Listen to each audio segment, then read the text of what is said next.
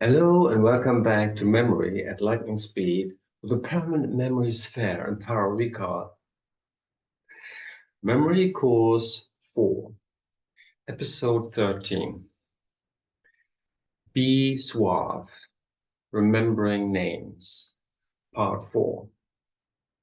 Be Suave. And finally, the E in Be Suave stands for end.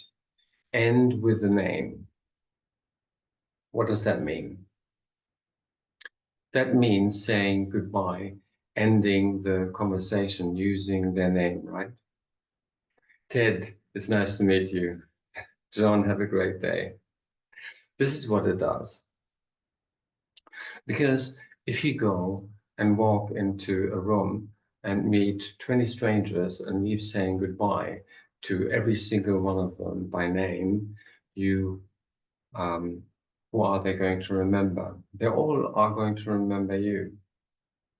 And that's a standout skill. Okay, so here's a quick review. Remember, mom, and be suave.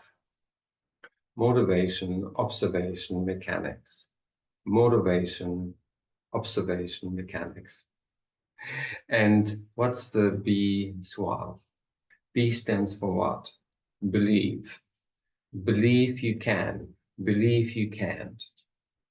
Believe. Either way, you're right.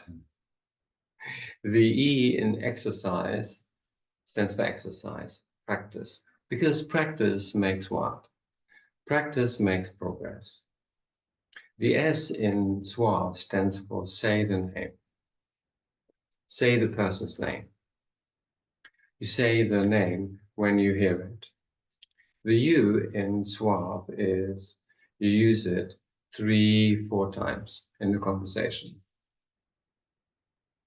Use the name. The A in suave is ask. Ask about the name. Everyone loves being asked about themselves. It's their favorite subject. How do you spell it? Where is it from? What does it mean? Ask about the person's name. The V stands for visualize. Visualize. We tend to remember what we see and try to see what you want to remember. Take a name like David. For me, David, I use a slingshot. I just hit the person David in the privacy of my own mind, in my imagination, not in reality. Why do I use a slingshot for David? David and Goliath. For Bob, I use apples. Bobbing for what? Apples, right? You can come up with so many. And what's going to be your homework? Finally, the E stands for end. End with a name. You end a conversation by using their name. So what's your homework assignment? Really simple. I want you to practice taking names and turning them into a picture. Now, the best way I can imagine doing this is go online for your country and look at the top names for your census. Maybe it's the top baby names. Maybe it's the top 10 male names, female names.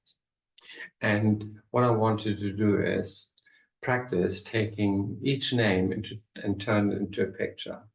And here's the really smart thing.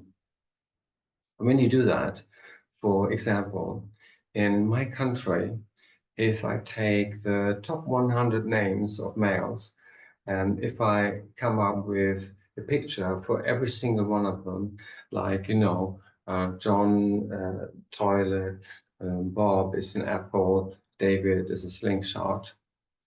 I do the first 100 names. I have pictures for 60% of the male population. The top 100 names in most countries make for 60% of the male population in most countries in the world.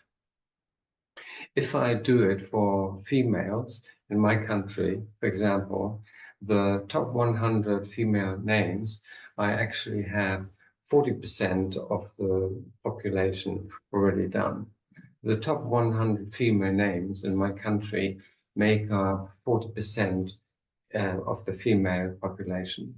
So what I want you to do is go online for your country and come up with the top 100 names that are used most.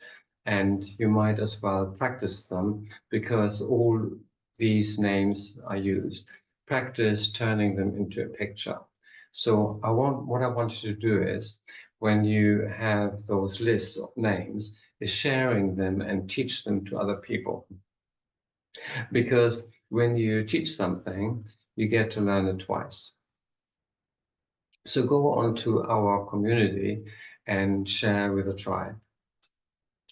Find your favorite names in your country and practice and share them with everybody what your picture words are for those names. And thank you so much for joining me for this lesson. Can you feel the power brain unlocking?